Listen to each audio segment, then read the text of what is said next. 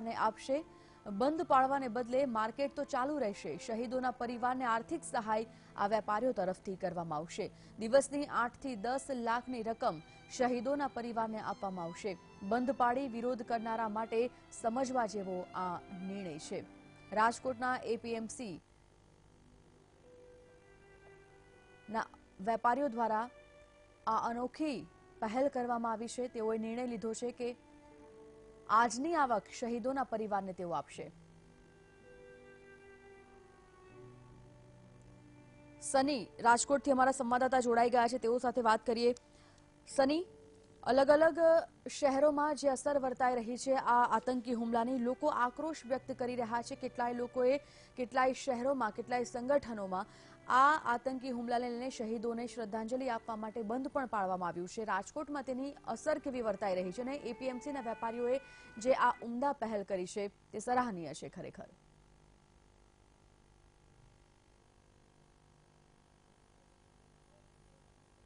સંજીવની વાત કરવામાં આવે તો જે રીતે ગઈકાલથી જ કહી શકાય કે જે રીતે જન આક્રોશ જોવા મળ્યો હતો પુલવામામાં થયેલા આતંકી હુમલાને લઈને ગઈકાલે સમગ્ર રાજકોટના લોકો કહી શકાય કે રસ્તા પર આવી ગયા હતા અને વિરોધ નોંધાવી રહ્યા હતા।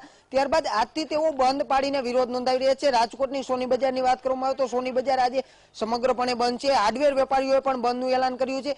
બીજી તરફ ક્યાંક ને ક્યાંક કહેવામાં આવે તો હું અત્યારે રાજકોટના એ માર્કેટિંગ યાર્ડના દ્રશ્યો દેખાડવા માંગીશ કે જ્યાં કામ બંધ નથી પરંતુ ચાલુ છે। અહીંયા બંધ પાડીને કામ કરવામાં આવતું નથી પરંતુ જે પણ કઈ કમિશન થશે તમામ શહીદોના જે પરિવારને આપવામાં આવશે તેવું માર્કેટિંગ યાર્ડના વેપારી એસોસિએશન દ્વારા નિર્ણય કરવામાં આવ્યો છે।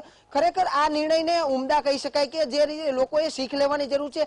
જો વેપારીઓ દ્વારા કહી શકાય કે બંધ પાડવાની જગ્યાએ જે આજનું કમિશન થાય અથવા આવકો થાય તે શહીદોના જે પરિવારજનોને આપવામાં આવે તો તેઓને ક્યાંક ને ક્યાંક આંશિક રાહત મળી શકે છે। આ એક ઉમદા પહેલ રાજકોટ માર્કેટિંગ યાર્ડથી શરૂ થઈ ચૂકી છે। ત્યારે અહીંયા ઘણા વેપારીઓ પણ આપણી સાથે જોડાય છે। મોટી સંખ્યામાં વેપારીઓ આજે જે યાર્ડમાં આવી પહોંચ્યા છે ને તેઓ કહી શકાય કે યાર્ડને અત્યારે ચાલુ રાખીને જે આજનું કમિશન થશે તે તમામ કમિશન આપી દેશે। અહીંયા યાર્ડના વેપારી મારી સાથે છે, તેમની સાથે જ વાત કરશું।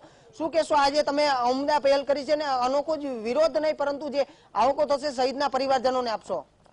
શહીદો આપણા જવાનો શહીદ થયા છે એ બહુ દુઃખ જેવી વાત છે અને બહુ દેશમાં આક્રોશ છે। તો અમે એવું વિચાર્યું છે કે ભાઈ એક દિવસ બંધ પાડવાના બદલે અમારે જે કમિશન થાય એ એના પરિવારજનોને મળે અને એને મદદ મળી રહે એટલે એના શહીદોને અમે સાચી શ્રદ્ધાંજલિ માની છીએ। જી ચોક્કસથી અહીંયા બીજા પણ વેપારી એસોસિએશન, શું કહેશું, સૌરાષ્ટ્રના યાર્ડો પણ આમાં જોડાઈ શકે છે, શું કહેવું છે આપનું? સૌરાષ્ટ્રના યાર્ડોમાં અમારા પ્રમુખ શ્રી અતુલભાઈએ વિનંતી કરી છે અને કદાચ બધા જોડાશે અને બંધ નહીં પાડી અને ચાલુ રાખી અને આજની જે કાંઈ આવક થશે ને એ બધું જે શહીદ થઈ ગયા છે એના પરિવારજનોને મળે ને એવા અમે પ્રયત્નો કરીએ છીએ અને એ જ સાચી શ્રદ્ધાંજલિ છે। ચોક્કસથી જે રીતે કહી રહ્યા છે અતુલભાઈ પણ આપણી સાથે છે। અતુલભાઈ, રોજની કેટલી આવક આજની દિવસે હોય છે અંદાજિત અને કેટલી રકમો સૈનિકોને આપી શકાય એવું છે અને સૌરાષ્ટ્રના જોડાય તો કેટલી રકમો થઈ શકે, એક મોટો ફાળો કહી શકાય? દેશમાં થયેલા આ જવાનો પર હુમલાને લીધે જે 44 શહીદ થયા છે તેને અમે શ્રદ્ધાંજલિ આપવા માટે રાજકોટ માર્કેટિંગ યાર્ડ સહિત સૌરાષ્ટ્રના ઘણા માર્કેટિંગ યાર્ડો સાથે મારે વાત થઈ ગઈ છે। Gondal marketing yard, Kalavad marketing yard અને બીજા ઘણા યાર્ડો સાથે અત્યારે વાત ચાલુ છે। રાજકોટ માર્કેટિંગ યાર્ડની વાત કરીએ તો 8 થી 10 લાખ રૂપિયાની જે અમારે આજે કમિશનની આવક થશે, જે સોમવારનું જે કમિશન થશે તે કમિશન અમે શહીદોના શ્રદ્ધાંજલિ રૂપે અમે આપવાના છીએ અને પરિવારજનોને સહાય મળી રહે તેના માટે અમે વાત કરવા માંગીએ છીએ। અને બીજું કે સૌરાષ્ટ્રના 39 માર્કેટિંગ યાર્ડો છે। જો રાજકોટ માર્કેટિંગ યાર્ડ અને ગોંડલ માર્કેટિંગ યાર્ડની આ પહેલને સ્વીકારે અને તમામ માર્કેટિંગ યાર્ડના વેપારીઓ આ રીતના જો ફંડ ફાળો ભેગો કરી અને શહીદોના પરિવારજનોને સીધો લાભ આપે તો એક અત્યારના સમય માટે એક ઉમદા ઉદાહરણ કહી શકાય।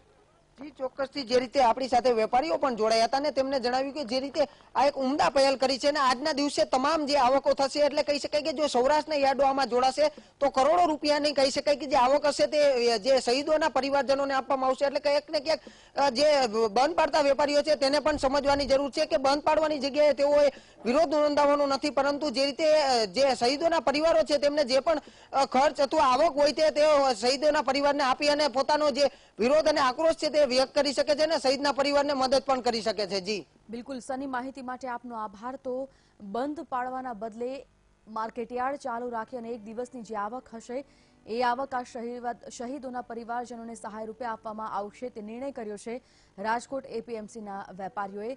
જે ખૂબ સરાહનીય માનવામાં આવી રહ્યું છે. તેઓનું કહેવું છે કે સાચી શ્રદ્ધાંજલિ એ જ છે કે બંધ પાડવાને બદલે આ પરિવારની જેમ બને તેમ મદદ કરવામાં આવે, દરેક વ્યક્તિ દ્વારા મદદ કરવામાં આવે.